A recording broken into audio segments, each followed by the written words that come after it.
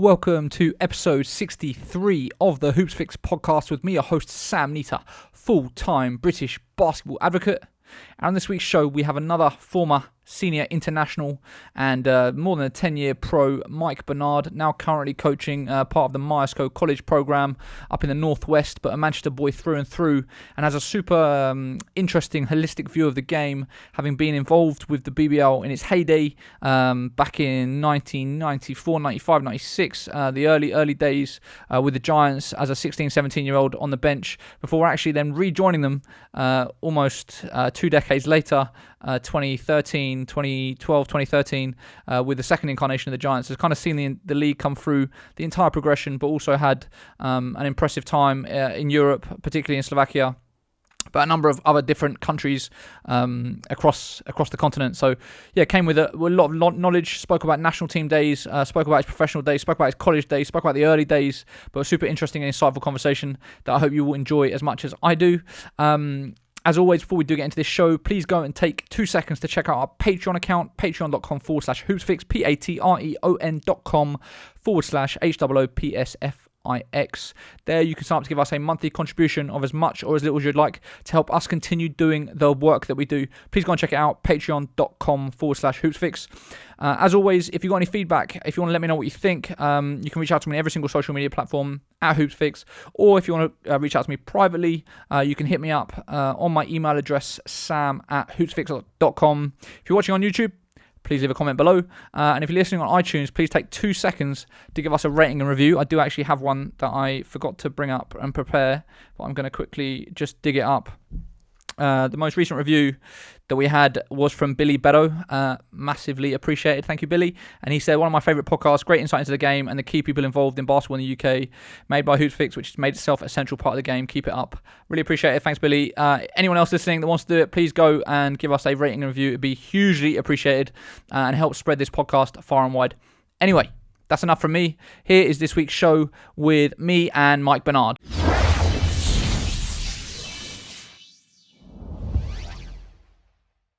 Mike, welcome to the show. Thanks for having me. So there's a ton of stuff to talk about. Obviously, a very prestigious career, but I'd always like to sort of go back right to the beginning and start kind of where it all started. So, kind of what made you first pick up a basketball and start playing the game? It's kind of weird. I was playing cricket at the beginning. And my dad used to play for the local club team, and I used to go watch and play, just play for school. And then I got asked to play for England boys, and I picked it up a lot more as I got asked to do that because I was a fast bowler with my size and speed and stuff like that. For a kid, it was unique for them.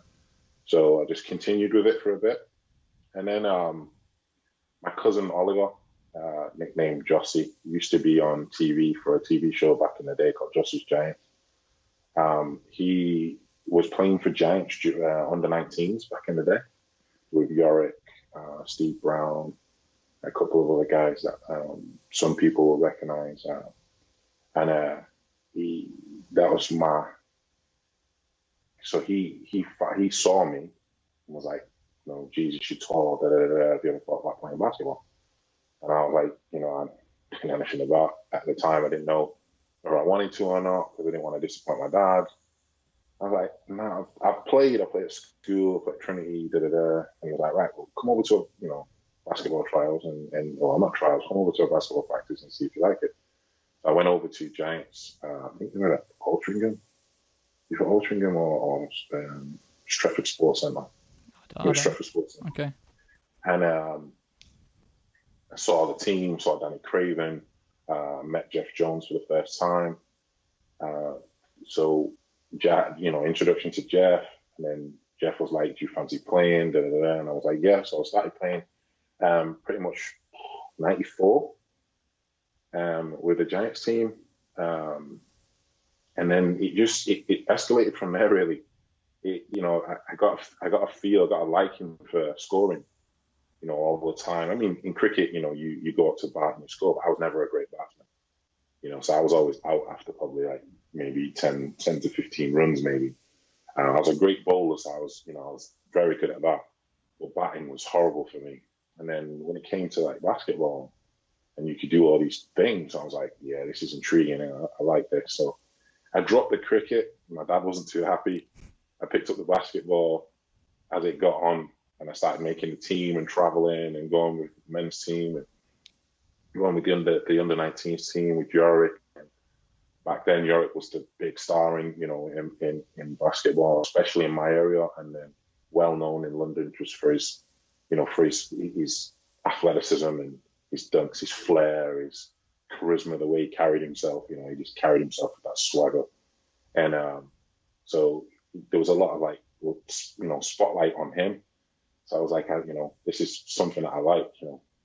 It's intriguing to me. It's fun. The scoring aspect of it was great. So I just kept on, just pursued it even more. So what age was it that so if it was 94 that you were first with Manchester, so you were 16, was that when you first started actually playing properly? I was 15, 16 when I first started playing. Wow. Yeah, I was very young. I was very, very young. I was really good at school. In the school aspect, once I started picking up with Giants, I got really good at it. And then the school started to, when we had that school team, we started to win like easy, like, beating a lot of teams. And it was just enjoyable. It was fun. It was fun to play. Yeah.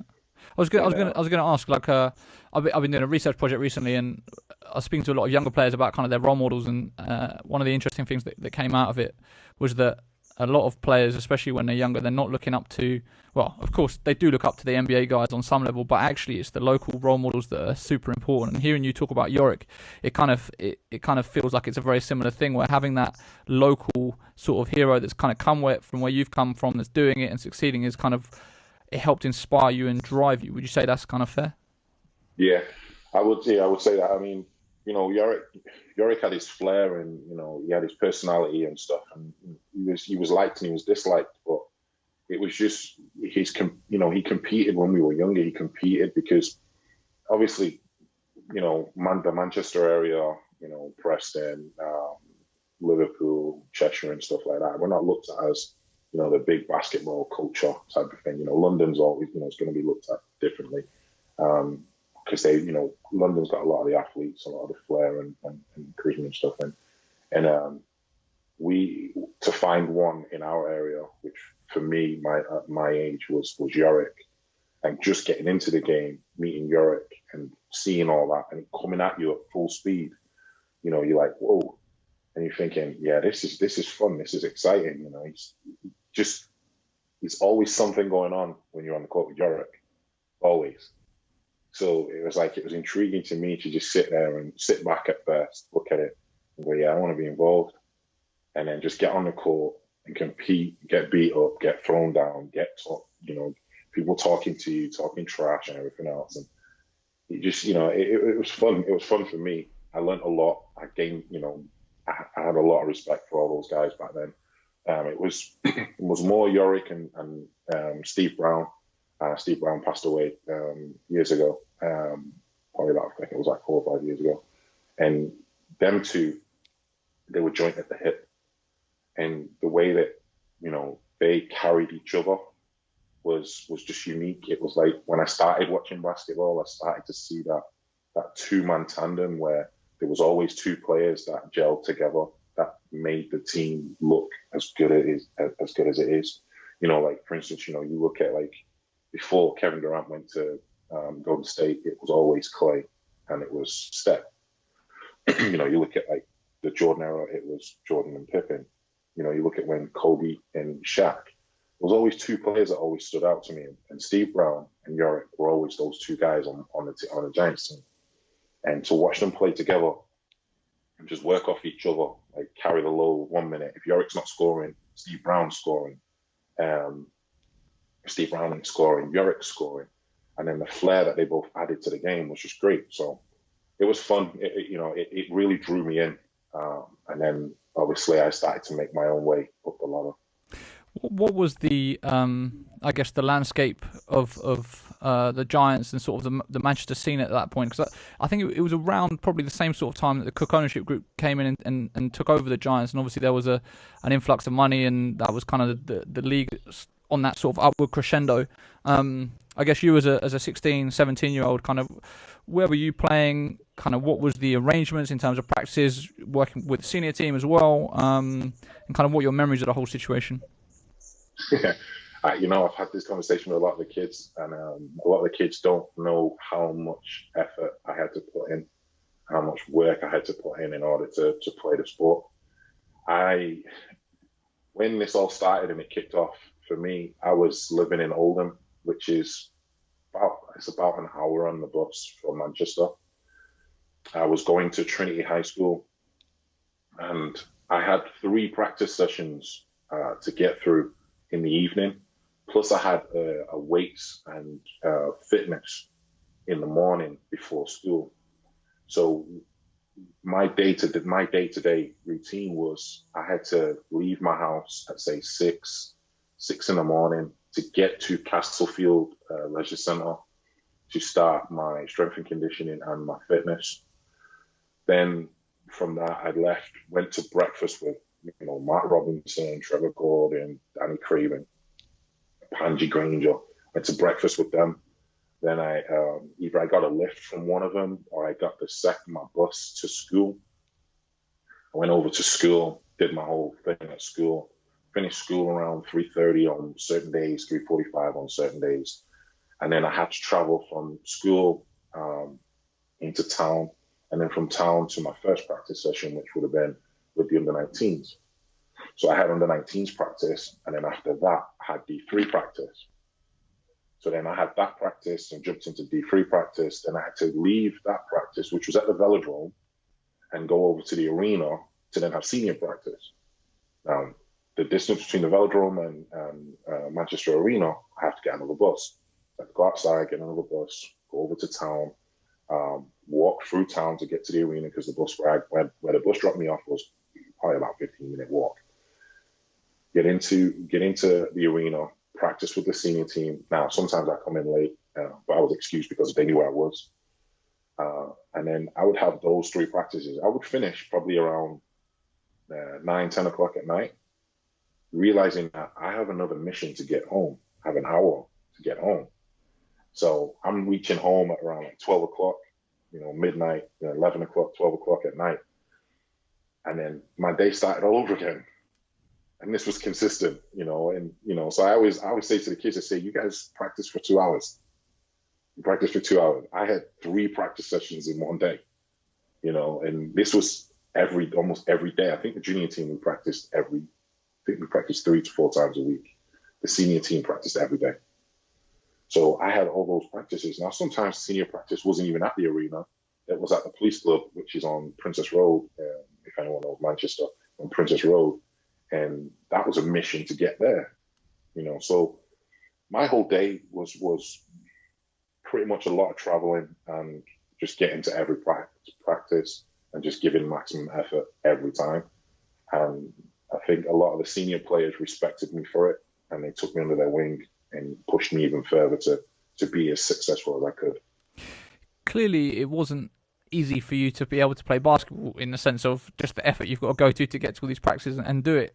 What was it that was actually driving you? Like, in your head, what were you aspiring to? What made you be willing to do all that work and go that extra step to be able to get those 3 practices in? Well, when I first started, the fan base that we had was massive. Considering we were playing in, the teams, the Giants was playing in the amateur center, and the amateur center used to get packed, just get rammed. I'm like, Jesus, this is big, especially in the UK. It's like, oh, and then when the whole arena merger happened, and I go over there the first time, and when I think Danny Craven and them cut the ribbon for it, and then we went over after and had practice in there. And when I walked in, I was like, Jesus, looked around, I was like, holy cow, 21,000 seats in this building. I mean, we're expecting to put 21,000 people in this thing to play a game. So I was like, let's see how this is going to play out. We had our first game in there against the Leopards. Like 17,000 people in there. what is going on? This is it's big, and the whole draw to like the fan base and the culture of the sport, just drew me in even more. And it was just fun. Like, it was fun to play. It was great to see fans after games and talk to you. And there was times where I didn't even play. Senior team, I didn't play, and the fans would come up to me and want autographs. I'm like, I ain't even stepped on the floor. I ain't even get on the court. I might have done some layup lines and some dunks and stuff. I ain't get on the floor. What do you want my autograph for? I'm not a star. You look over there. Like, no, my son really likes you. And I'm like, I haven't played. So it was just like, all that stuff coming at me at full speed at 16 years old. I'm thinking, yeah, this is for me. Would you say that you and your peers were actually aspiring for careers in the BBL as opposed to going abroad at that point? Funny you say that. Yeah. And my story to the States tells that, I had no clue about America. I knew about America. I knew about college basketball, but I didn't think that we were going over there. I didn't think, I didn't know about our players going over there. Like, at the time when I was playing, obviously John Amici and people like that were already over there. But no, them were already over there. I didn't know about them then. I just started playing sport, so I didn't really know about those guys then. So, I wasn't really looking at it as to go to America. I was looking at it to take, to play in this arena for the rest of my life type of thing. Like, this is amazing. And then when we started playing like European teams and going over to Europe and playing them, it was like seeing their arenas and seeing their pro teams and their clubs and stuff. Wow. Yeah, I want to stay here. That's what I want to do. And, the opportunity came. And obviously, I mean, this is going to move on. You want to ask me that question of how I got onto the States, but the transition then was crazy. Like, my story after that was crazy. So yeah, how, let's seeing as we're there, how did that move come about? You're saying that you didn't really have an awareness of the guys that are in the States. How did the States get an awareness of you? You obviously ended up going to a community college to begin with.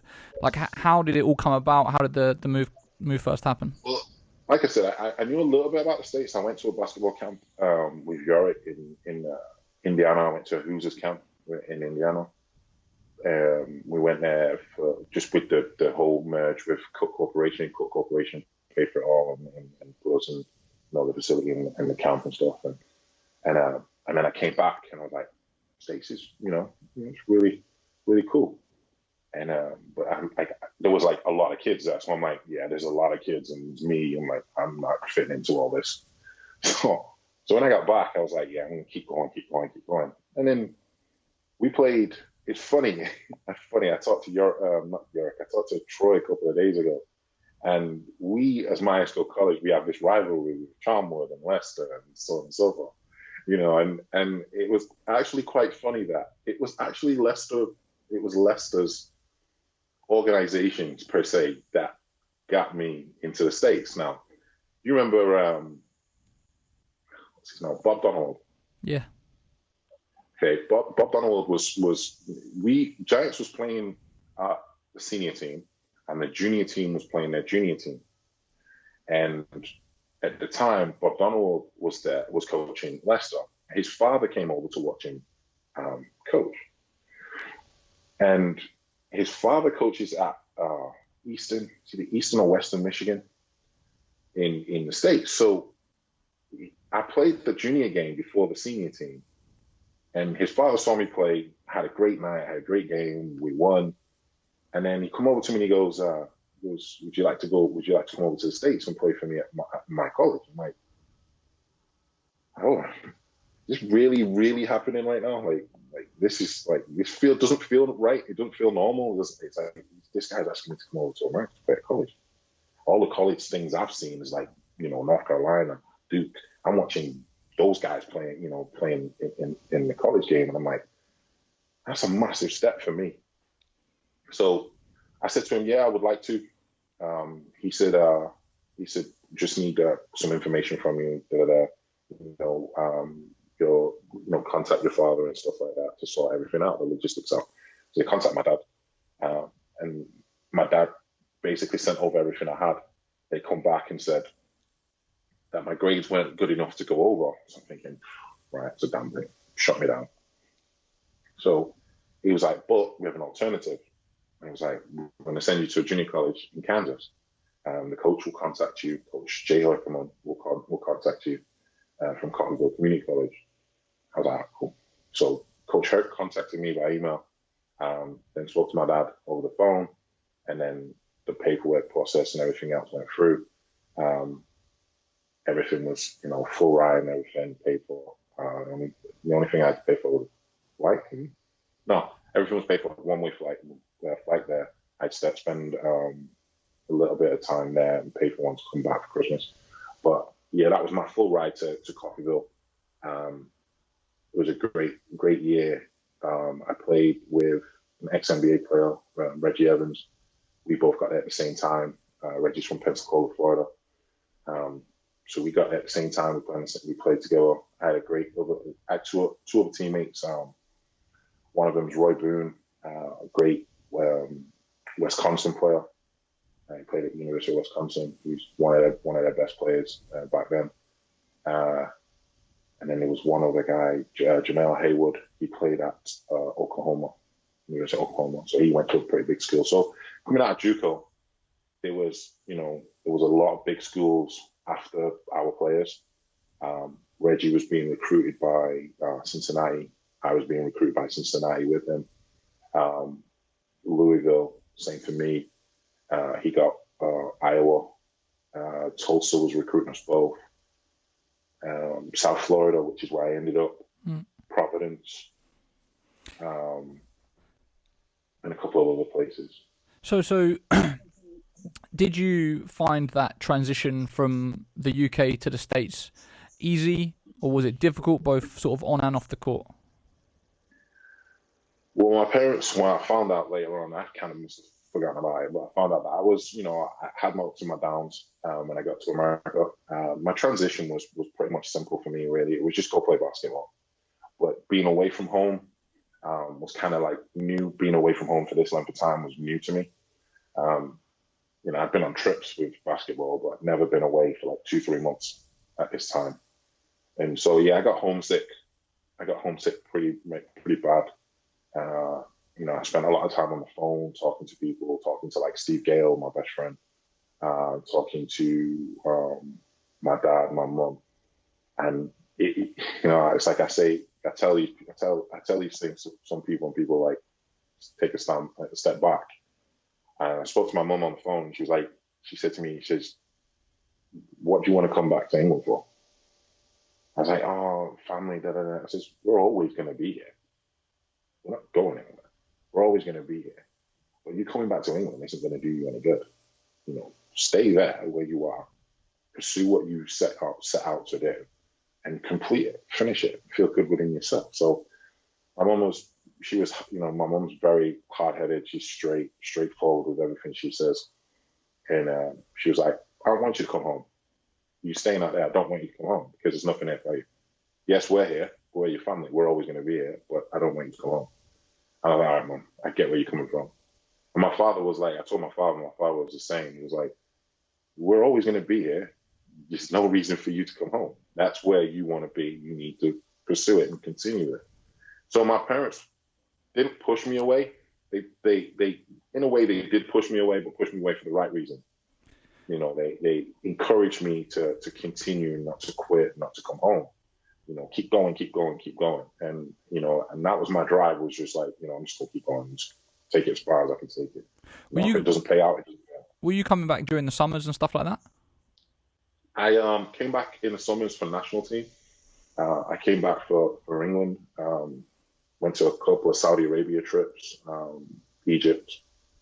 I did all the national team trips with Laszlo and Laszlo, Tony Gabalello, Peter Scamager. But yeah, I was coming home in the summertime just for national teams. So. Did you feel like your game was developing as you expected, being in the States? Yeah, I got tougher.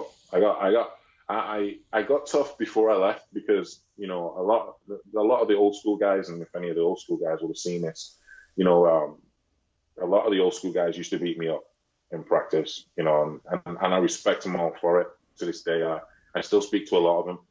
I mean, I speak to Trevor Gordon a lot. I speak to Mark Robinson a lot, through text, ask him how he's doing and stuff. I sent a, touch-up message to Danny Craven. I keep in touch with those guys that meant a lot to me in basketball. You always have your idols, and I will never forget Mark Robinson for what he did for me. I will never forget Trevor Gordon for how he treated me, how Danny Craven treated me, Yorick, when I was a youngster, how they all treated me and they respected me and they pulled me in as a family. And they also kicked my ass as well in practice, pardon my French, but they really, beat me up in practice. And then there was a couple of other players that came along, Kurt Baker, Akiba Perry. There was a Samoan guy that came over, Frankie Edwards, Thomas Elliott. There's countless other guys that, that pushed me. Carl Miller pushed me. There's loads of guys that really beat me up and showed me that, this game ain't, you don't take this game lightly. It's physical. You're going to get pushed around. Michael New used to beat me up in practice. I don't know Michael New was probably he's probably the second scariest guy I've had to play against, just because of the way he played. Trevor Gordon was always first. Michael New was second, and then Kurt Baker was third. And they used to crush me every day in practice, like physically beat me up every day in practice. Bump, bump, bump, elbow, knock to the floor, go up trying to make a weak layup, getting crushed on the backboard, getting pushed to the ground. Those guys pushed me and drove me to be as physical as I needed to be for when I got onto the States. And then when I got onto the States, the athleticism kicked in. So it's like quick, people jumping high, they're challenging you at the rim. So I had to become more aggressive in my dunks and everything else. And it showed when I came back for the national team in a couple of the practices that I changed from the way I was. I got stronger, I got bigger, I got faster, I could jump higher. So the States did develop me, did help me. It helped me in different ways than what it did in the UK. I was going to say one of the things that that's clearly noticeable when I see you in person, or other people that I've spoken to kind of for research. This is just your physical presence, it's just the sheer size of you, not just the height, but obviously you're a big guy as well. Like, how much of that do you think is natural, genetics that's kind of allowed you to be super, super strong, or was it something that coming up you spent a lot of time in the weight room to kind of build that physicality? Like I said, coming up from 16, I spent every morning in the weight room. And I tell every kid that they need to spend time in the weight room if they want to continue this. If they want to continue this path of playing pro and trying to play in the NBA, the S&C room, weight room is key. It's a major contributor to the game. It keeps you going, and I've been blessed throughout the years because I've stuck myself in the gym all the time. When I was playing, I was always in the weight room, always. And from when I started playing to when I finished playing, I've had 2 major injuries, and actually not even major. Actually, I had one surgery on my knee at 34 where they cleaned it out. That's it. I had a problem with my lower back, but that was through wear and tear. And then I had the one major issue was when I was in China. I did something to my shoulder. And I had to have surgery for my shoulder, but that was one thing, one big injury that happened because I went to try and block Neil Fingleton in practice, and Neil's freaking 7'5", and I tried to block him, and it was like, what am I doing? I was going to say, actually, I was going to comment this later, but I spoke to Duncan Ogilvie about the World University Games squad, and the first thing he said was he just remembers you dunking on Neil Fingleton every single day at practice. Neil will keep on jumping and you just keep on dunking on him every single day, all the time. He said he couldn't believe how many times you dunked on him. Do you have any memories of that? I made it a mission for anyone that was as tall as me or taller than me was going to get dunked on. It was the if you had a team full of 6'10" guys, I'm trying to dunk on all of them. Because it makes me feel more powerful. I don't care if I might get blocked 5-6 times, but I'm going to keep coming at you all the time. And that's how I'm known. I'm known for that. I'm known for trying to dunk on anybody. I mean, Pops, we had a deal. We had a thing going in Italy with Pops, and when Pops was at Benetton, and before the game started, I don't know if Pops is gonna remember this. Before the game started, we said, "Who's gonna dunk on who first? Who is going to dunk on who first?" And I said there was one possession in the game when Pops tried, and I think I got a piece of it, but he hit the floor, and I'm like, "Man, you always on the floor. You always on the floor." And he just got up, and we just kept going at each other again. And it was just fun, man. Anybody that was as tall as me that could jump, man, I was going after you. I didn't care. I wanted to have that dunk. It made me feel more powerful. It made me realize I had a good game. If I dunked on you, I had a great game. It might be 2 points, but if I dunked on you, I had a great game. If I blocked your dunk, I had a great game. All the other stuff didn't matter to me. I wasn't trying to score 30 points all the time. I was trying to dunk on you. And that was my goal. My goal was to dunk everything, and that's what I was taught. I was taught to dunk everything. Do you have any particular dunks from your career that stick out in your mind?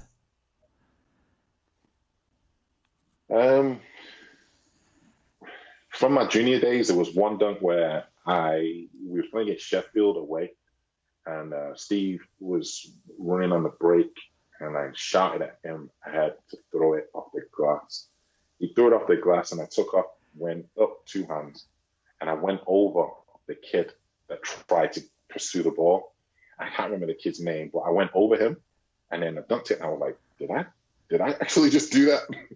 And then I come back down. I was hyped the whole game. We won the game comfortably, but I was hyped the whole game because it was like, did that just actually happen? Did I actually just go over this guy? And then after that, it was like I just kept going and going. I mean, I've gotten a couple of guys, senior team, Danny, Makiba. Makiba was a shot blocker back in the day. I got Makiba. I got Michael New a couple of times. I've gotten a few people in my junior days, but then Delmy remembers one specific one, and I've been trying to remember it. But Delmy says the one in Egypt was probably the highlight, that he's one of the best dunks he's ever seen. And he said I dunked on 3 people. I think it was in the game when we traveled to Egypt, and I wasn't really supposed to be playing in that game. The only reason why I played is because everyone got sick. Like everyone got sick. It was crazy tournament. Ronnie Baker's story was funny, but yeah, I just tried to dunk on anyone. I've had a couple in Italy. There's a guy that played for CSKA Moscow, Karl Heinz, and he was probably, when you look at his career now, and you go, well, when he played in B2 Italy, I banged on him. And he's like this millionaire guy now. So it's like, yeah, I'm gonna big myself up. I'm gonna big myself up now because he's a superstar, and I banged on him, and I've got pictures to prove it. So I'm cool. I got evidence. I banged on that superstar. So, and then, so he was one superstar I got. And then when I lived in Florida, we used to play in a summer league tournament, and one of my closest friends, my college roommate and stuff in South Florida, we made it a mission when we played in this tournament to dunk on any NBA players that participated in it. So one year we played in this Tracy McGrady tournament. We played it every year, and we won it 3 years in a row. And Tracy's team stacked their team with a bunch of NBA players, like 3 or 4, and Tyson Chandler was one of them. So me and Will made it our mission to try and dunk on Tyson Chandler in this Pro-Am tournament. So I managed to get him, and Will managed to get him. He's always going to try and block it. He was young then as well. So, Tyson Chandler was one. But yeah, I've had so many. It's hard to remember them all, but I've had so many because I just made it my mission to dunk on anyone. Didn't matter who you were. That you've obviously been involved with coaching now for a number of years, coaching some of the juniors that are coming through and stuff. That sort of aggressive mentality, which I feel, that sort of hungry, I'm going to put it on you every single possession. I feel like there's a big difference. Well, when I look at players from the States and England, I feel that the mental side of things is one of the biggest ones, where just that aggression. In your experience, do you see a lot of players kind of with that attitude, or do you think it's something that's missing that needs to be cultivated? Kind of why do you, if you do think there is a difference, why do you think that exists? It doesn't exist now because a lot of the kids use it as a power tool to show that they're better than others. I didn't really use mine to show that I was better. I just used it because it was the easiest way for me to score. It was the more efficient way for me to score, and it didn't matter who was in front of me, I was going to do it. I never carried myself as I was better than that person. I was better than that person. I never really had that row with anyone. I just played. And if at the end of the game you come over to me and go, "Yo, that was amazing," and I'm gonna accept that, but I'm not going to use it every day. The kids now, they're always out to try and say that they're better than the next person, but then they don't show it, they don't prove it, and it's annoying because I want them to prove it every day. Now we have one player here at the school, at this college, and I'll always talk about him, and everyone will know who it is. But when I brought Edo to my school, I put what I believe into Edo, and that was to go after anyone. And I had that relationship with Edo that I could tell him these things and talk to him in that way. And his father allowed me to. His father allowed me to basically take him under my wing and do whatever I possibly can to make him a better player, better person. And I did everything I could with that kid, like just treating him like he was my own son. And I pushed him to play the way I played with his own skill set. He could shoot way better than me, but everything he did was aggressive. Like his rebounding, it was like a tidal wave when he rebounded. He grabbed it and he smacked the ball. It was like everyone just moved away, and when he dribbled the ball up the floor, he just bounced off people. When he went to the basket, he hit you and he scored. He finished everything he wanted to finish. Every play that he wanted to complete, he completed it. So I tried to add that into Edo's game. Now, Edo didn't carry himself as though he was the best player. He just played ball. I mean, he played in the Den camp. He didn't walk around there like he was, the best player there. He just played. He let you see it through his game. And I tried to get some of these kids to just be like, you know what? You're not the best player yet. You're just not. You got a lot of learning. There's a lot more you can learn. But what I want you to do is I want you to be aggressive all the time. The aggression will keep people away from you. They don't want any part of that aggression. They don't want any part of that. You keep running your mouth, they're going to want part of that because you ain't showed them anything. You're just talking. But the minute you show them that you can play the game and play it aggressively and, everything's finishing above the rim. If you're a dunker, finish everything above the rim. If you're a shooter, come down and catch fire quickly. Shoot. If you can do all those things without opening your mouth, people will respect you a lot more, and people will be like, "Yeah, you are. Well, you are good. I can say you're good. You don't have to say you're good, and now I can turn around and go, yeah, you're a good player. And that's what I try to do." Did you ever get into trash talking in your playing days? No. The only person I ever trash talked with was Errol Seam. And the only reason why I trash talk with Errol is because me and Errol used to have wars. Like, we used to battle. And it's funny because we continued that war when we played in the over 40s tournament that they play in the summer. The Masters. Whatever it's called. Yeah, the Masters. We showed it again when we played in that together. And the referee had to come over and say to us, "Man, could you two stop, please?" And we both looked at each other and we looked at the referee and we was like, "Man, this is how we both play. Go away." And we kept going. And it was just funny to me because it was, that was the only person I ever really talked trash to, because we had that respect for each other. We pushed each other every time we got on the floor. We made each other better, So I never really was a trash talker. I got into competitions because I used to dunk hard. I used to move people out of the way. People used to try and come after me, but I never really opened my mouth and said I was better than you, or you're trash, or you're this. Just wasn't me. Wasn't your style. So going back to the timelines, you spoke about it briefly there, but representing national team during the summers. So am I right in thinking your debut with the senior men, England was 97. So it would have been the year before you went to college. So you were like 19? Yeah. Do you remember sort of getting that called up as a teenager and kind of, and then I guess as an overall thing, like what it meant to you to represent your country? It was amazing. I knew going in I wasn't going to play. I knew I was just going to be one of the guys, and I was happy with that. I was totally happy with that. It was the fact that I'm traveling with all these great players, well-known players in the country. Steve Bucknell, for one. Every trip that Steve went with Laszlo, I ended up going on, which was great. Every trip that Ronnie Baker and Steve Bucknell were on, I was on.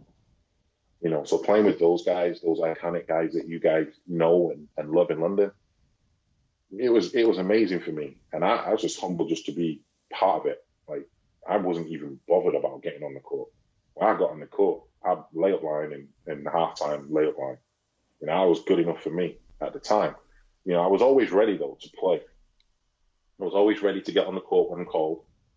When we started to go up in the games, and the same when we were down, I kind of was like, when we got down to like a certain point in the game, I was like, yeah, I know I'm going to end up going in. I need to like get ready to go in because, it'll be even more embarrassing if I go in there and mess it up. When we were up, I had to go in there with a different mentality as though I can't be the weak link to this. So I'm going to protect the rim all the time. I ain't going to shoot any open shots. I'm a pass and I'm a screen. I'm a rebound, trying to get putbacks, tip-ins. Defensive end, I'm just going to block shots and play defense on my man as aggressively as I can. And, that was the kind of way I played it. I didn't go in there thinking that I was going to play significant minutes and put a whole bunch of numbers. I just did my part to be a part of that. To be a part of that team was a blessing in itself, and I was humbled to be a part of it. Laszlo always called me up for it. I was going to say that I heard you on the Myerscope podcast and the initial pilot episode, and you're talking about sort of the impact that Laszlo has had on you and your career, and kind of anytime I speak to any of the players from that sort of era, everyone speaks so highly of Laszlo. He seemed to be very much a player's coach. Can you kind of talk about the relationship that you had with him, that the other players had with him, and why you think that he meant so much to players involved with his programs? Laszlo never cared. He cared. He cared about his players. He cared about the team he was coaching, and it's shown throughout his history of coaching and the teams that he's coached, the history that he has behind him. This man can walk into Eastern European countries and Saudi Arabia and all those places and be treated like royalty. By players, by coaching staff, by everyone. Because it's just the way Laszlo is. He's loved. He's loved, yes, and he's going to be hated. A lot of people, you can have both, but a lot of people like him because he does what he needs to do for you. If we're traveling and the travel situation is messed up, Laszlo will fix it out of his own pocket. If we've got a situation where we can't get guys across from whatever team that they're in, he'll go above and beyond contact to get those players in because he needs them. He'll battle for you when you have situations, that you can't control. Like, he knows a lot of people in FIBA. He'll contact to find out the logistics, the legalities. He does all those things that's necessary to help the players. I've worked for him now that he's been doing his Euro camps for years, and I've worked for him on those for years now. I think it's like maybe 6 years, 7 years now. And every year I will do it. Every year, if I could possibly, if I can, I'll do it. And I have done. Just because of what he's done for me. It's hard for me to talk about him because he's like a father figure to me when it comes to like my basketball and stuff. Him and Joe, Big Joe, they were the guys that Joe White showed people like me. Yeah, Big Joe showed they they show people like me the respect and the love that they have for the game. They pushed it onto us, and they're the two main figures in my mind that I can always relate to and talk about. Laszlo loved his players, Joe loved his players, and I have utmost respect for both of them. But yeah, Laszlo did everything for me, really. When it came to basketball, Laszlo was the guy. What were your interactions with Joe White like? With him being a London Hackney guy, obviously you being a Manchester guy, what were your interactions with Joe? Every year when we had Rough and Ready, Joe would ask me if I wanted to come up and play for one of his teams. That to me is like, wow. And then we'd scramble together and we'd get a Manchester team together and then we'd drive up there and we'd play them. But every year he'd ask me, if we're not bringing the team up, do you want to come and play for me? And I was like, yeah, Joe, if we're not got a team, I'll come up and play for you guys. No problem whatsoever. Anything that if Joe invited me to anything, I'm going. It's just the respect. I didn't know him like the rest of the. I didn't have the personal connection that everyone else in London had with him, but the connection I had with him was great because I'm from Manchester, mate. I'm from Manchester. He's in London. The connection we had from that far apart was great. Like the respect when we walked into the gym was amazing. Like we walk over, we high-fived, hug each other and stuff like that. And it was like, he's from London. I'm from Manchester. Like, it's a great, great feeling to know that this guy respects me that much to invite me up there every year. So I've got the most respect for that man. You mentioned it there, Rough and Ready. Like I love hearing people's memories of Rough and Readies. And can you kind of talk about kind of what it was to you? Your generation of guys and your sort of maybe standout memories from that tournament. My standout memories is Aju Deng. My God, like I tell everybody, like everyone talks about Lua. I respect Lua. Lua's a great player, great player. But his brother, Aju. Oh my goodness. When he did stuff on the court, you had to sit back and go, I don't want no part of that. Hitting threes, taking people off the dribble, dunking on everyone with his length. Like, I don't want no part of that. But it was like, I'm sitting back going, yeah, I'm about to get some of that one off the court. Because he's my height, so I have to guard him. But he plays the point. He was playing the point at the time. I'm like a center playing point guard, guarding a point guard. I'm like, this isn't going to go down well. So it could either make or break you. You're even going to get embarrassed, or you're going to gain some more respect. And I guess I'm gained as much respect as I possibly could through all the London kids because I went at them all the time. Mike Martin, Julius Joseph, all those guys. I went at those guys all the time. But Aju, man, he was really, really something special. When he was a youngster, when he was a junior, he was something special, man. I wish his career would have taken off even more. Obviously, he had his ups and downs, and it's where he went to and stuff like that. But he was a great player. That's what I remember. What do you think separated Rough and Ready? Why does everyone speak about it so fondly? What was it about it that made it so great? It brought everyone together. There was this whole rivalry stuff that we have. At the end of the day, Rough and Ready showed you about it. It brought out the respect that you had for each other. You can have the rivalry, but at the end of the day, respect the person in front of you. And when we came together in Rough and Ready, it was respect. It was all about respect in that gym. We all respected each other, and we knew we were there for some fun. And we were going to have fun, and we were going to laugh and joke and sit on the sideline and clown each other and talk about the season. But it was literally the most humbling place I could be in. Like, it was great. It's like having an after party. At the end of the season, it's like having an after party. You go and mingle with your boys, and they were my boys. All those guys down there from the Birmingham crew, from the Manchester lot, from bringing up Matt Hogarth and coming up there with me and all the London guys. It was we just all came together in one gym and just said, you know what? Let's leave all the seasonal stuff. Let's just have some fun together.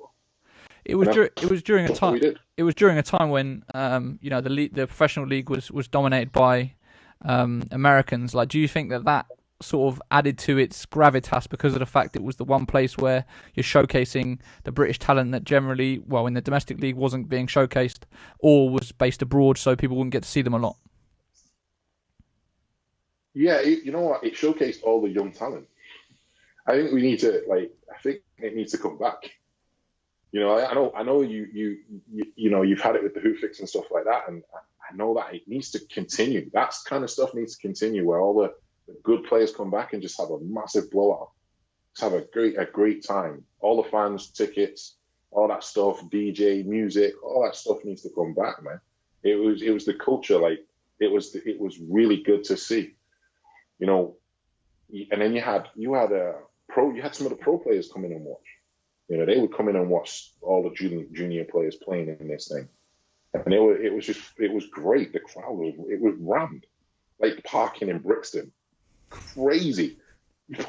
Like being on parking next to bins and stuff, trying to get my car in and then get upstairs to play my first game and stuff. It was the whole feel for that tournament and the love that was shown at that tournament. Yeah, we got free gifts and we got this, we got that, and so on and so forth. But it wasn't about that. It was about the game. It was about playing and having a lot of fun. There was a lot of games played. So, just before we move on from the national team stuff, I wanted to ask whether there are any particular standout memories you have of your national team days. Are there any particular games that come to mind, any particular moments that come to mind that are worth sharing? Egypt was probably one of my fun times. Obviously, I played a lot in there because of this, sickness some of the players got from food poisoning and stuff. Well, not food, but water. But yeah, I played a lot of minutes in Egypt, and I guess I must have gained a lot more respect from the guys on the team just through doing what I did on the court. Some guys that came in that were new, they respected me. They didn't know me before, and they got to know each other even more. Silas Chung, I don't know if you know who that is. Silas, when he was on the team, I didn't know him, he didn't know me. We kind of I made friends with him, and then Rafilio, Latumye Jr. It was just the connections that I had when I was playing in Egypt. I think when we went to Saudi Arabia, that was a fun time.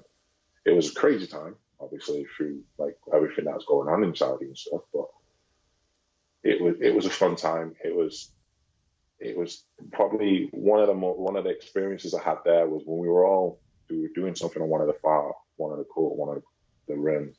I think we were doing a free throw game or something, and Laszlo was at that end with us. And if Chris Haslam hears this, he's gonna laugh. But Chris Haslam was on the third basket, far on the other side, and we're all shooting, and then we just hear this massive explosion, glass breaking everywhere. And we look over, and Chris has got the rim in his hand because Chris had smashed the backboard, and his glass is just everywhere. And Chris is just and everyone's looking at him, and we're thinking, "Oh, what's gonna happen now?" But it was just because we called him Big Country back then, and Chris was he was big and he could dunk. He was 7 foot and dunk hard. And when he did it, because he wasn't always dunking games, when he did it, we were like, "What are you doing?" It's what are you doing? Chris doesn't dunk in games a lot. He shoots his threes. He's got his mid range and his post moves and stuff. But he doesn't dunk a lot in games. If he's wide open, he'll dunk it, but he doesn't dunk a lot in games. And to look over and see Chris with a rim in his hand was just what are you doing? So I was that was one memory that that will always stick in my mind. And they've all been fun. It's been great times playing for the national team. I've loved every minute of it. It wasn't about, obviously it wasn't about the financial structure of it all. It was just the fact that I played for England, really. And it was a massive call up for me. One of the things that I dug up was 2003 when England were playing Russia, and there was a whole visa thing, a visa issue with you. I think it was Julius Joseph, there was a couple others I've got in my notes somewhere. There was 4 of you that basically weren't able to get visas for the game against. So they played. So England ended up playing Russia with only 7 players, which was less than FIBA was allowing. Which England basketball ended up getting a fine. Ronnie Baker came out afterwards in the press and basically said that it felt like the federation was sabotaging the national team. They've known about the games for 18 months. Laszlo, I think, retired or stepped down from the position shortly afterwards, but he basically said that whole year in the run-up to it had been one of the worst years of his life. Do you remember that whole scenario and kind of... I don't remember the whole scenario. I would be speculating if I did, but, again, when we talk about Laszlo, it's like I said, he went above and beyond to help the national team. A lot of people don't know this, but he spent a lot of his own money on some of this national team stuff. Like, for instance, we had to travel to We had to travel to Egypt. No, we had to travel to Australia to play New Zealand, and they put us in economy. Now, I'm not trying to say put us in business. I'm trying to say block book exit seats. Back then, it was very simple to do that. You call up and tell them who's getting on the plane. You can block book exit seats because of the height. We all get there, we're all sat in economy. You've got like 3 or 4 7-footers on this team. What is going on? So Laszlo, being Laszlo, bumps most of us up to business on his card. We're going to China. Neil Fingleton is 7 foot something. 7'7", I think. 7'7". This man can't sit in economy. What are you doing? Like, the one person on our team that should be moved up to business class or first class is him. The expenses, whatever. He should be moved up. No, we had him in economy. So Laszlo bumped me and him up and put us in business. Wow. Out of his own pocket. There was a time where Laszlo did it, and me and Andy Betts came together and was like, no. This is when we were playing pro. We're like, no, Laszlo. You're not paying. No, you're not paying for it. No, sorry, no. We'll pay for ourselves. We'll bump ourselves up. We'll pay for ourselves. Because we were making the money. We could do it. And Laszlo was getting ready to bump us up again. We're pros. We're pro players. We can do that ourselves. But Laszlo being Laszlo, I need to upgrade these 3 guys to business class, please. No. But it was an ongoing thing. We had a trip to, a lot of people don't know all these things. We had a trip going towards, I think it was Serbia, and we flew into Hungary, loaded up in Hungary in a minibus and a trailer, and drove across the border. I don't know why we did that, but it had to have been something to do with either flights, funding, that they didn't want to pay for the flight from the UK to Serbia. We had to drive across the border in a minibus and with a trailer with all our luggage in it. And what's going on here? Yeah. Staying in senior national team, staying in the hostels. Hostel? Bunk bed hostels? Come on, man. What's going on here? Like, you're trying to tell me that we ain't got no money? If we ain't got no money, then don't send the team. Don't just send us and then put us in all these little shitty accommodations, or don't send us and put us in these, put us in economy seats without block booking exit rows or bulkheads. I mean, it's logic, mate. We're basketball players. We're not hobbits. We're tall. You're sending a 6'5", 6'7", 6'8", 6'9", 7 foot, 7'1" plus a group of guys across on a plane. They got to be comfortable, because if not, when they get off the plane, they're going to be uncomfortable. They don't want to play. Yeah. You were involved with the GB program when it came around after the London 2012 successful bid for the Olympics. Obviously, the GB program was kind of brought back to life. Do you remember like the difference between sort of that setup compared to the England setup of the day? Obviously, that program had a lot more funding than the original England programs that you had. Kind of what are your memories of those, that early year of the first GB program of the new era? I had there's a lot of anger towards that, but I'll try to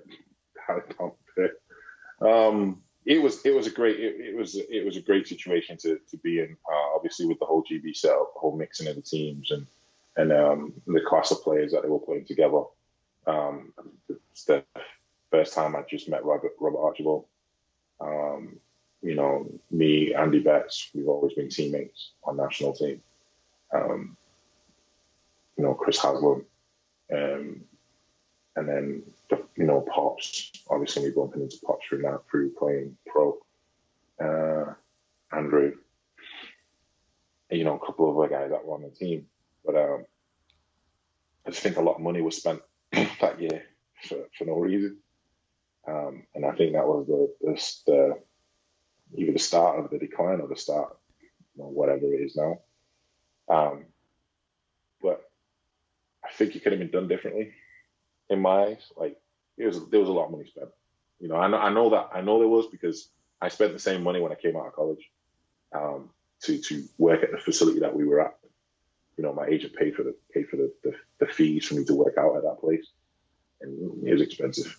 I think it could have been done differently. I think if we're talking about our national team, I think it should have just been done on home turf. We should have just got the best place we could have at home. Yeah. The best gym we could have at home. Brought everybody home so they could be with their families. Where was that first training camp? It was at IMG. IMG, okay. In Florida. Yeah. Yeah, it was at the IMG Academy in Florida. It ain't cheap. It was a great camp. I mean, it had everything there. The fitness and everything else was great. The skill stuff that we were doing was great. Coaching staff were great. It was fun. I just think it could have been done differently. I think it could have saved a bit. But it was the start. It was the start of what was coming, really. One of the articles, there was an old article in the Times from around that time, which said that you ended up having to withdraw because of pressures from your club at the time. Like, was that true? That isn't a truth. It wasn't really pressures from my club. I should have been on the team. Let's just say that I should have been on the team. I could say I am a little bit bitter that I wasn't part of that. I wasn't on that team, and I wasn't in the Olympics. I could be, anyone could be being a part of that whole first group. Being one of the better guys out of the group, I should have been on that team. What it was I hadn't signed my pro contract when the team was getting ready to be selected. So when the team was selected, I had just gotten my pro contract. And when I got to my team, I had lost all my luggage. I completely lost everything, lost all of it. And I was there for a month without anything. But in that month was when the call for the trip the national team had to think. So I couldn't go. So I literally, I couldn't travel because I had nothing. I had no shoes. I had nothing. I had nothing to do with basketball. What I had was what I had on. So I'm like having to recycle my clothes, like one set of clothes for a month, because they ain't trying to find anything out there that's going to fit me. You know what I mean? I got a couple of t-shirts and stuff like that from the club, but they weren't the size that I liked. You know what I mean? So it's like I got a couple of t-shirts to run up and down in. I managed to find a pair of like undershorts to practice in, and then I found a pair of tracksuit bottoms and I cut up in order to practice. So I managed to find a way, but it wouldn't have been enough for me to travel with the national team. I didn't have anything. So it came down to the fact that I didn't have any stuff, really. I didn't have any equipment to go with the national team. I was stuck without my bags and everything else. So they went with someone else. So that was pretty much, it wasn't my team. It was the fact that I didn't have a team at the time when the team was being selected. And then as soon as the team was selected and I was part of it, I was with my team. Yeah. And then my team was up for me going. But I just didn't have any kit. I had nothing. I had no bags. My bags got lost. So there was no point in me going. Wow.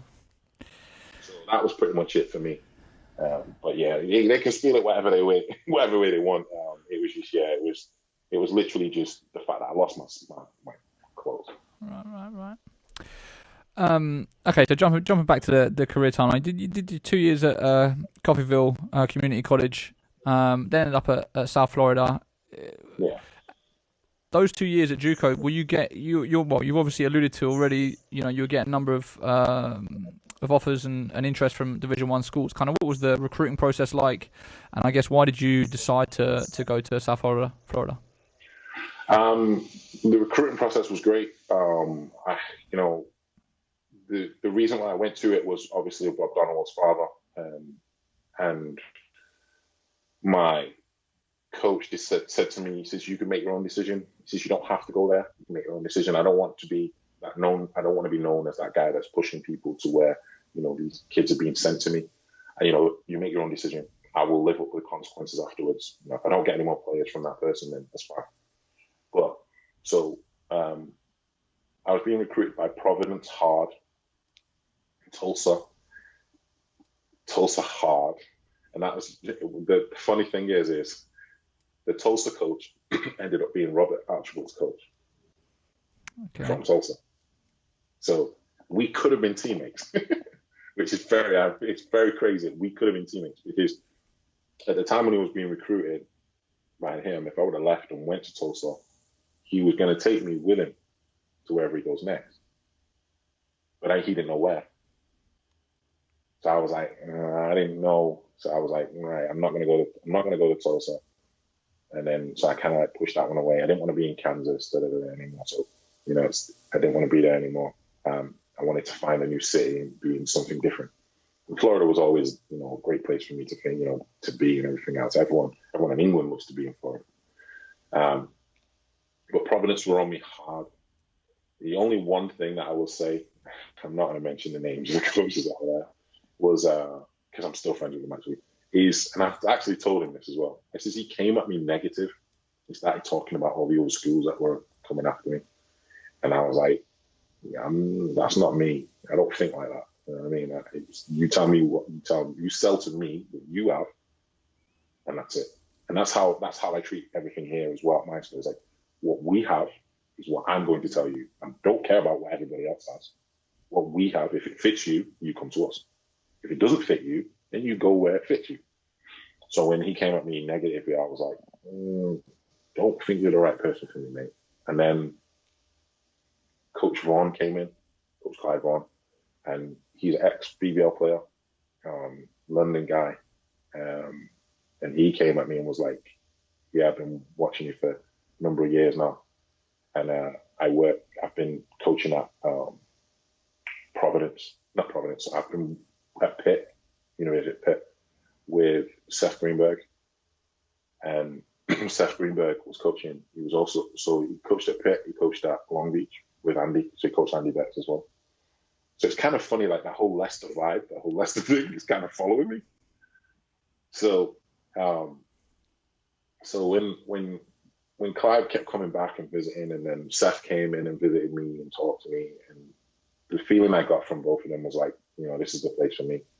And then I kind of like pushed everybody else away after that. But I had Louisville, I had Cincinnati, I had St. Louis, DePaul, Providence, I had Rhode Island, I had Tulsa, and there was a couple of other schools out there that were interested in me. But South Florida made me feel like I was home, and I didn't feel homesick anymore. And then I tried to work out stuff where I could get Steve to come over as well.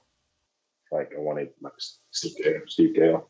I wanted Steve Gale to come out to JUCO in Florida so that we could be close again, like, we're boys and stuff.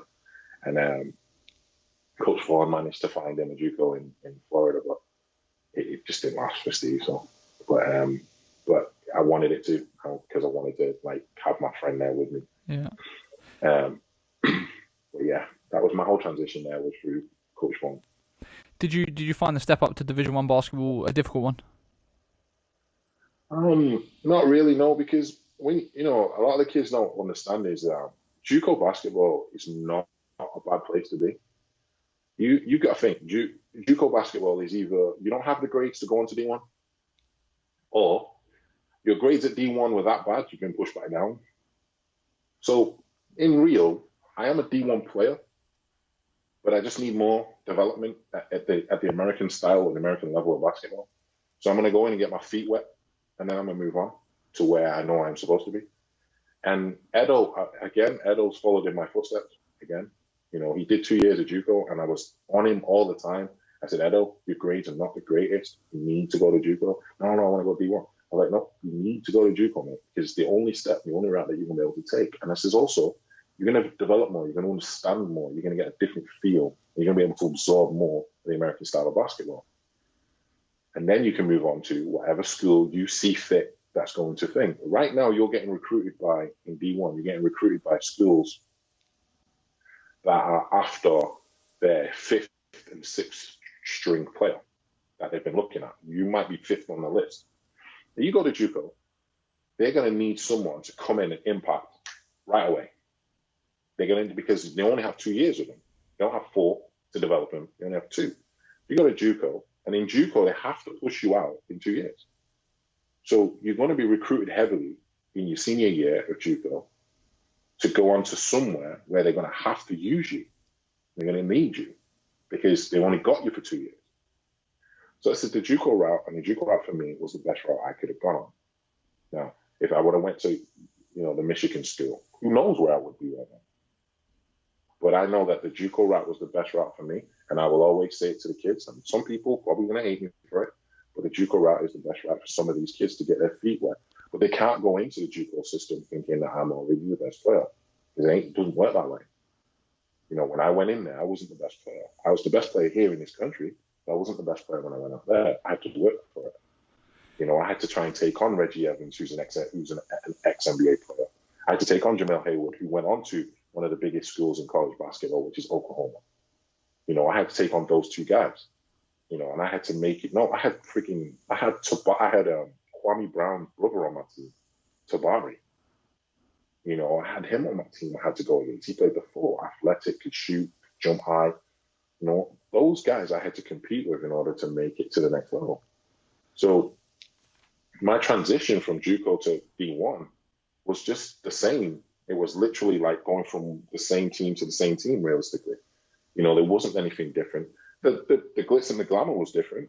The gym was bigger. But as far as like the basketball itself, it was just the same to me.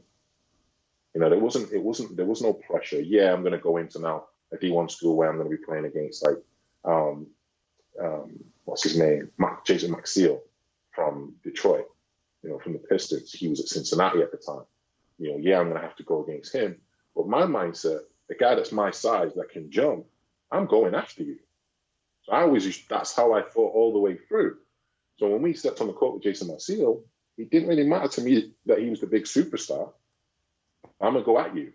There was a couple of other guys that I could remember that I could talk about throughout the rankings and, that I went after. I mean, there was a center at Syracuse. What's his name now? Hakeem Warwick. Yeah. Hakeem Warwick, yeah, he played in the NBA. Yeah. I think he played at Syracuse. He did play at Syracuse, yeah. Yeah, and that was my first game back was against Syracuse. After injury of my shoulder, my first game back was against Syracuse. It's like, I'm not scared of him. He might be this big high-flying guy, this big dunking guy, skinny guy that could jump out the gym. Scare you. I'm going to go at you as well. Yeah. So my transition was just the same, basically, going from JUCO to D1. Well, what are your... So I looked up the record of South Florida in 2 years you were there. So you went 18-13 in your first year and 19-13 overall in your second year. Kind of what are your sort of standout memories? Did you play in the National Invitational Tournament in your senior year? Yeah. Is that right? Yeah. Kind of. Yeah, I played in the NIT, yeah. Yeah. What are your standout memories from, I guess, your time at USF? My standout memories, I have a videotape of it. I'm trying to get it thing. Was when I played against DePaul in Chicago. I had a blowout game there. I had an amazing game. Brandon Hunter, and this other big guy. Brandon Hunter was drafted to Detroit, and then there was this other guy, this other big guy. I think it's Lawrence Stevenson, I think his name was, or something like that. And I had a great game against them too. And that was when I got my first taste of like NBA, like reality. I got an offer to work out with the Bucks in the summer, but it didn't pan out.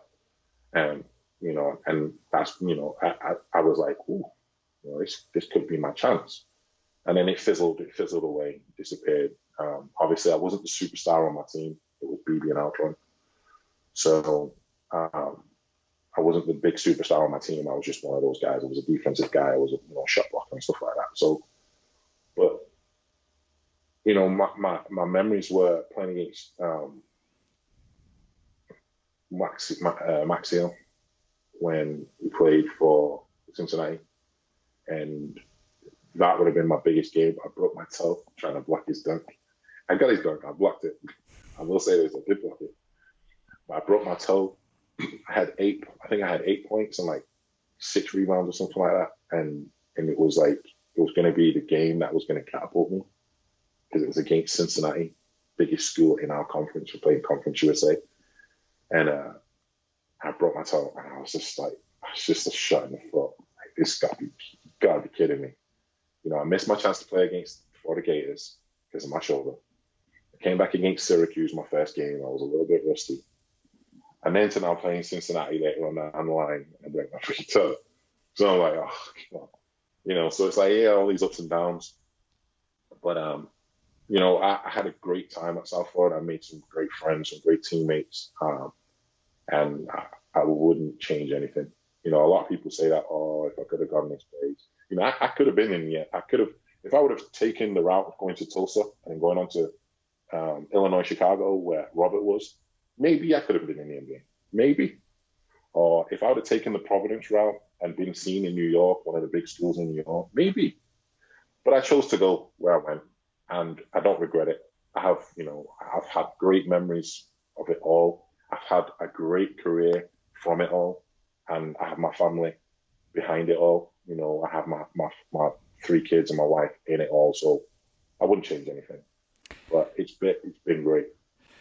Yeah, I was going to bring up the Milwaukee situation.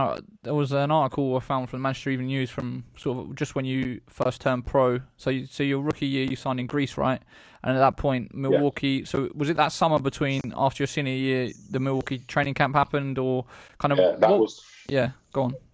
That was when it was supposed to happen that summer, but it didn't. It just fell apart. It literally completely just fell apart.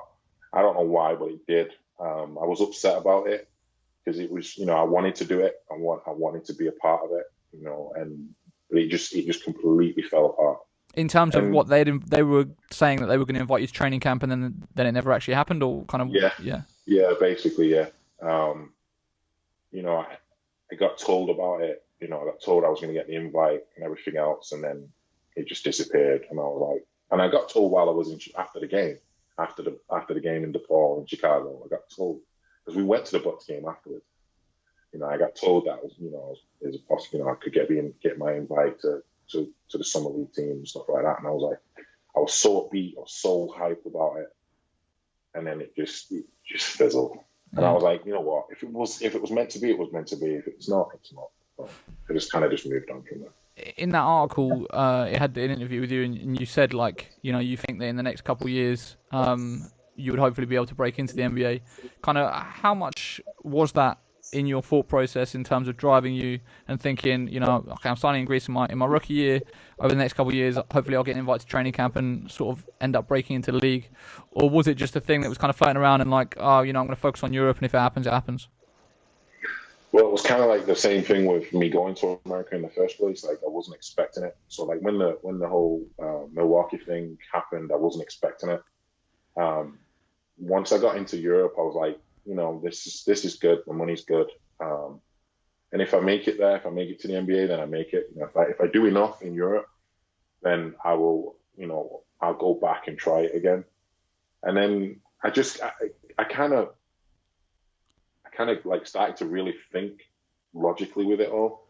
And I say this to a lot of the kids. It's like, I might be wrong in what I say, but if you look at the summer league teams in the NBA, if you're not, they draft 2 players a year. They draft two to 3 players out of that, right? Each team will draft 2 to 3 players, and they're playing the summer leagues. And those draftees will be on that summer league team. But the NBA team only has 2 to 3 spots on their team. So me going summer league and playing with 3 draftees, where's my position on this NBA team? And if you think about it, you're going to waste your entire summer. You're wasting your entire summer on this summer league stuff. So I'm like, you know what? I'm just going to go home. I'm going to spend time with my family because I'm away for 10 months now. I come back, I got 2 months with my family. I'm going to go home. I'm going to spend time with my family. I'm going to find a new team. I'm going to go back and play in Europe. And that was kind of like my mindset the whole way through. And it's like, I just don't feel the need to waste my time. And it was, again, it was evident to me when my best friend, Will, he led Conference USA in so many different aspects. And he was like looked at as he was going to get drafted. And he was going to get drafted 50th pick the year that Luke Walton got picked 50. And we're all hyped for him. We're all ready, we're all thing. And he's at home and he's ready for it, waiting for the phone call. And then they picked Luke Walton. But the thing is Will did 4 summer league teams that whole summer, and not one person picked him up. Luke Walton gets in there because his dad decides to jump on it. It's a natural thing. Luke Walton got in there because of his father.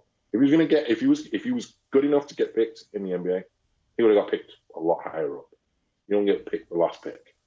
If he was good enough to play in the NBA like that, you would have picked him 45th, 40 between the 40s. You wouldn't have picked him 50.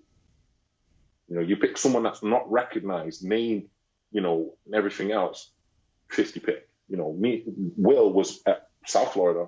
It's not a well-known school. You would pick Will at 50. You wouldn't pick Luke Walton at 50. So it's like, it's a bit fishy, this. So when I sit back and I look at my thought process of how going to these summer league teams was a waste of time, and then Will spending I think it was 4 weeks straight month at all these summer league teams and not getting picked. Like, my point is proven. Like, you're not going to get picked. The draftees are going to get picked. You know what I mean? Them guys are going to get picked. And I was just like, nah, not for me. No, it's just not for me, realistically. It's not for me. And I just pursued my European career, and I just grabbed it every year, both hands, and just pursued it as hard as I could. I'm keeping one on the clock here, but just I do want to talk about, obviously, life in the pros. You played all over the place. When you look back on sort of your years playing professionally on the continent and obviously here as well, what are the standout years for you? It kind of seems like your most productive years were in Slovakia. But yeah, kind of what are your memories and what are the teams or the years that stick out?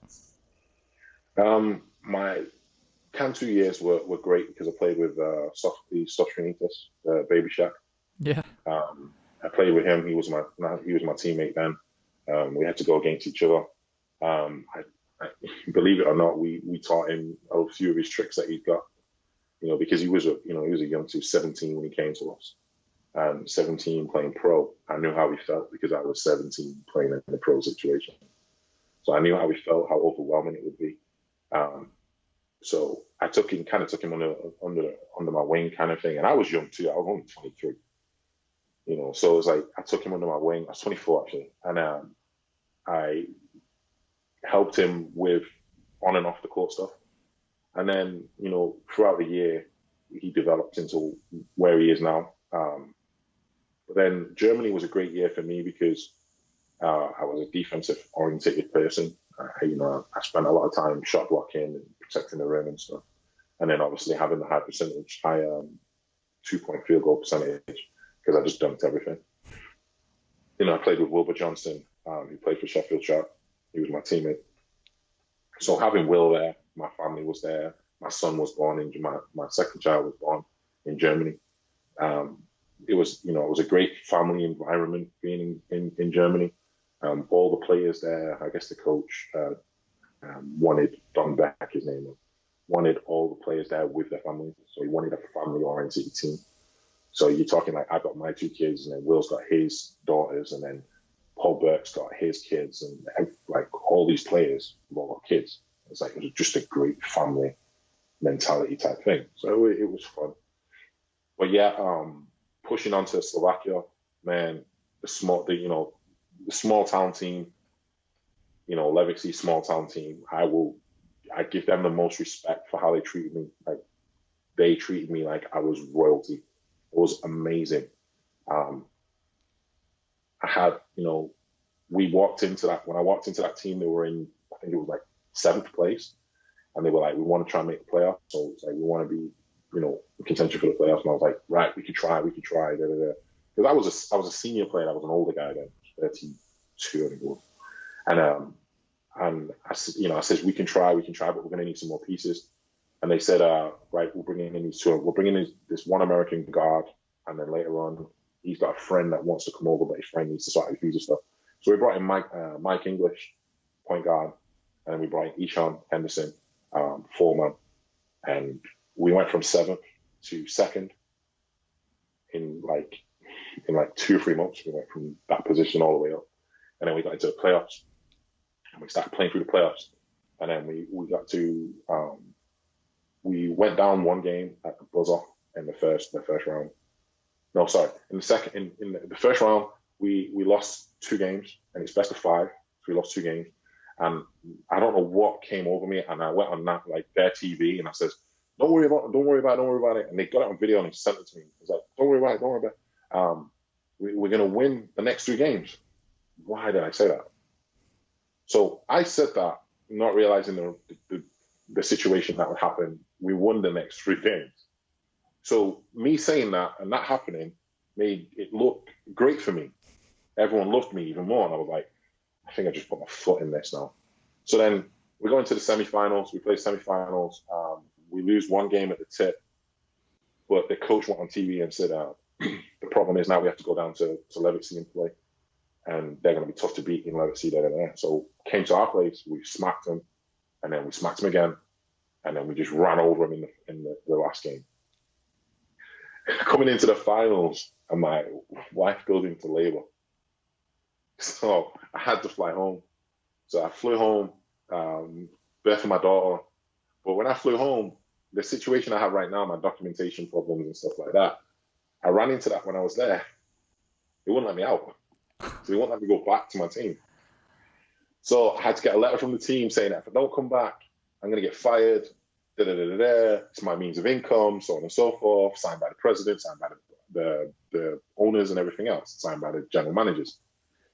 So the government got this letter, rushed my paperwork through, flew back over, and I played game 5 of the final. So they managed to hold it together, won 2 games, and split the games, and we got game 5 away. So I mean, they keep it under wraps. Practice is closed. It was weird. It was one of those like NBA scenes. It was like closed doors. No one knows I'm back. We go into the gym. No one knows I'm in the gym from the other team. Coach's scouting reports messed up. So I come up the stairs and everyone erupts and starts going nuts. And I look over at their team and I'm like, yeah, we're about to kill these dudes. So I looked over at the team, looked over at their coach, and he's got his clipboard in his hand. And he just goes, smashes it all over the floor. Because he didn't know I was there. So his scouting report was screwed. So we go through the game. I didn't start, and I respected the coach run for that, and I did start because I've been away for a while. And but I went on the floor, did what I needed to do, made some great passes, and, got some easy buckets myself. And then we won the game. But there is a video, a funny video floating around that there was like a minute and something second left, and I'm on the court dancing. Because I knew we'd won. So I'm on the court dancing and everyone's looking at me going, what are you doing? And so I'm on the court dancing and we win the game. And the respect I got from that fan base was crazy. They were bowing to me and all this stuff. And I'm like, this place is beautiful. Like, not because of that. No, I didn't expect that. There's a lot of things in my life that I don't expect and I don't look for, but when it comes to you just through what you've done and how you carry yourself, yeah, it feels really good. So for them, I have the utmost respect for that culture, that family, that whole group, that whole team. I still talk to the GM now. I mean, shoot, he sends me like socks and like team socks and like team masks and all that stuff, my jersey and all that stuff. So, they showed me what it's like to be loved by a team and worshipped by a team. And it was like, so then I went back the second year and we just played it out. And I played out my career pretty much then. But yeah, that was like the end of my pro career, really. the one thing I do want to touch upon as well is obviously you finished there, and then you came back and played for the second incarnation of Manchester Giants, which it would be interesting to hear your view, having been involved in the heyday, under the bright lights in the big arenas in front of 14, 15,000 fans, and then coming back in, what was it, 2012? Yeah, 2012, 2013, to the second coming of the Giants. I guess how the two situations contrasted, and what your experiences were like in the two different, I guess, stages of the BBL. Well, obviously back in the junior days, it was a great time. We had all the money, we had all the glitz, the glamour, we had all the sponsorship. To then come back into it thinking that it could be the same, kind of like an eye opener that it's not the same. The BBL back then was way better, and a lot of people probably turn around and say no, it wasn't. But in my eyes, the BBL back then was way better than what the BBL is now. We were respected more as a basketball league per se, because you got to look at the great players that have run through that league and the history that some of the teams have had, like London Towers playing in the EuroLeague, countless other teams playing in the EuroLeague, countless other teams playing in European competition and competing in competition. The European clubs that used to come over and play in our tournaments and stuff like that, like Sainsbury's Classic, for instance, they held at the arena. We had like I think it was 2 Russian teams and a Spanish team in it. We played some big pro teams in some of these competitions, and now it's like, and then we also had TV back then. We had Sky, we Channel 4. We had TV where kids could watch us on TV. Kids could watch a superstar on TV, because that's where superstars are. They're on TV. We see our NBA superstar on TV. We don't physically see them all the time. We see them on TV. So when these kids could see us on TV, it's a star. Yo, he's a star. Yo, he goes to my school, or yeah, he comes into my school. Da, da, da, da, da. So that it's more, kids are more encouraged to play the sport. Whereas now it's not on TV. It's on YouTube. The quality is not the greatest, but the fan base is still there. But the reward is it's just that most of the teams are running on the lowest budget possible. I think in order to class it as a professional, we need to have just basketball players, not players that are having to have a second job. It's tough. It's tough for me to sit back and say, it's a pro league now, because it's just not for me. A pro league is what I'm used to. A pro league is me working, me getting up in the morning and going lifting weights, going home, and then me finishing at home and then coming back to the gym and having our evening practice finished and then going home. That's pro league to me.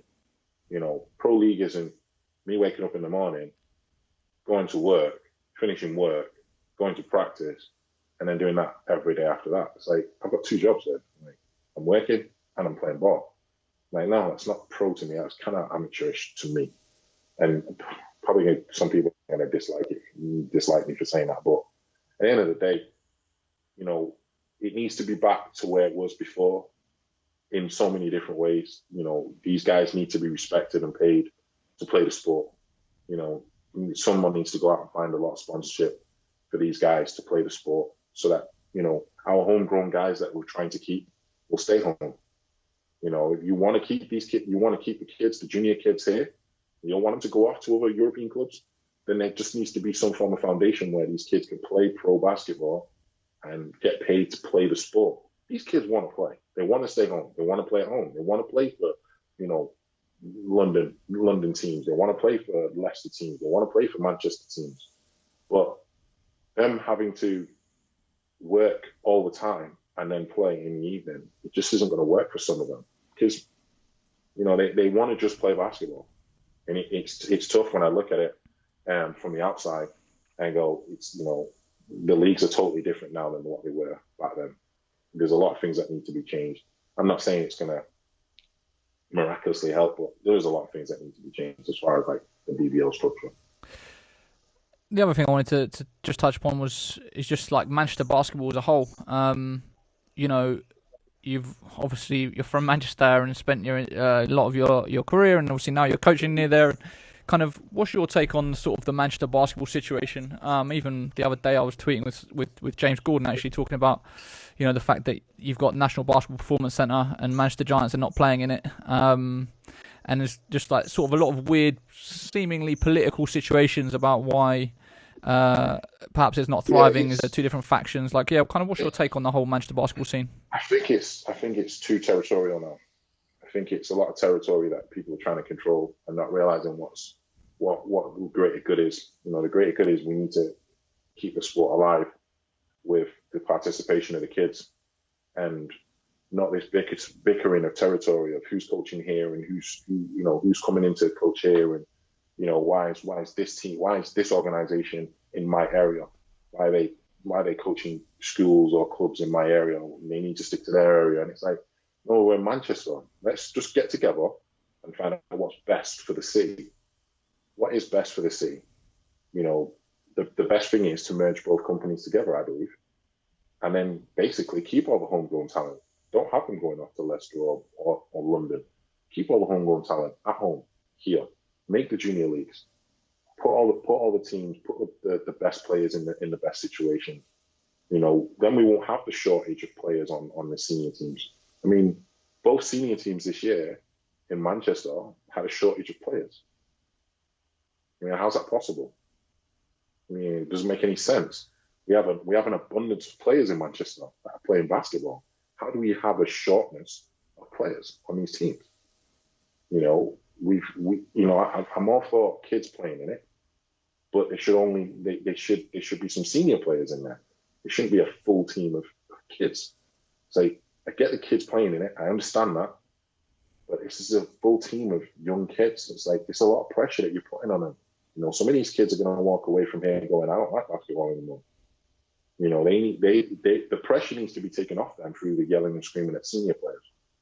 Then they can be like, right, he's getting yelled at, so I need to step up my game. Whereas now these kids, when they get yelled at, they retaliate. Shook the shoulders, they walk away.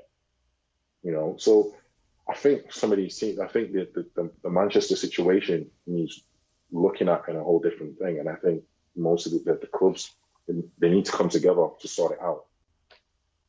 They need to come together and work together to sort it out. And some people are going to hate me for it, but you know what? I'm from Manchester. When I was playing in Manchester, there was only one Manchester team. And that one Manchester team, we beat London teams. We beat Birmingham teams. One Manchester team. There weren't two. There was one. We went and did what we needed to do because we had all the best talent in one place. Matt Hogarth is from Bolton. I lived in Oldham. Steve lived in Longside. We had other guys that were from Liverpool. We had guys from Cheshire. We had guys from spread out all over the place that came together and played in Manchester for one team. And we went out and we smacked all those other big teams. I just think they need to come together and work together, really. It's going to be hard because of the way the territory is split right now. Yeah, I think it seems to be a thing with maybe it's totally UK wide, but it's the same thing in Birmingham. We were speaking to Steve Hansel a couple of weeks ago, and he was saying the same thing. And obviously, I'm more heavily involved in the London scene, and there's very much a feeling of different factions and stuff down here as well. So maybe it's a British basketball thing, but definitely there needs to be more working together and everyone getting on the same page. Okay, so to wrap up, just some quicker fire questions to shoot your way, starting with the best junior player that you've ever played against. Played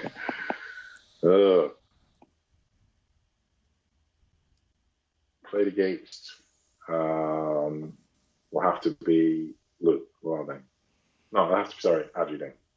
Have to be Adju. Yeah. The best coach you've ever played for. In England?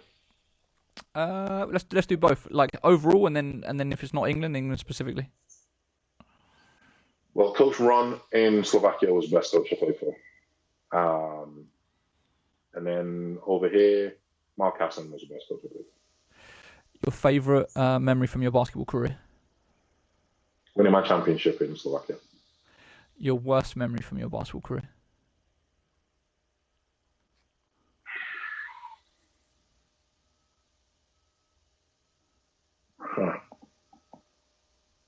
I don't have one.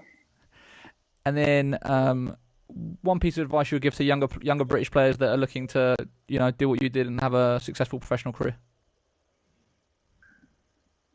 Don't think you're great, be great. Don't let people tell you you're great, be great.